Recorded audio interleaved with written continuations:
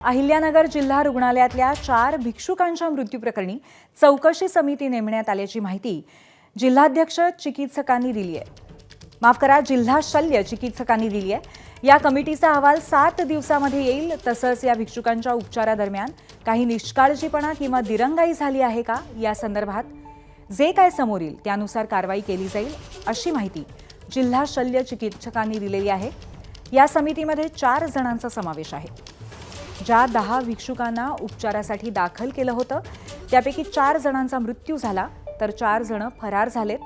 तसंच दोघांवरती सध्या उपचार सुरू आहेत.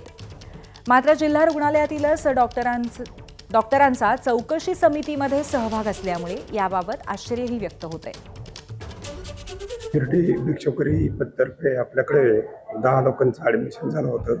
2 लोक ॲडमिट आहेत आणि 4 लोक या ठिकाणी अब्स्कॉन्ड झालेले आहेत. तर या ठिकाणी आपण या संदर्भात एक कमिटी स्थापन केलेली आहे आणि कमिटीचा रिपोर्ट 7 दिवसामध्ये येण्याची शक्यता आहे. आणि कमिटीचे काय कारण आहेत, त्याच्यामध्ये काही निष्काळजीपणा झाला आहे का, कोणाची काही दिरंगाई झाली का, हे बघण्यासाठी कमिटी जे काही आपल्याला पर्याय सुचवेल त्याप्रमाणे आपण कारवाई करू. एबीपी माझा, उघडा डोळे बघा नीट.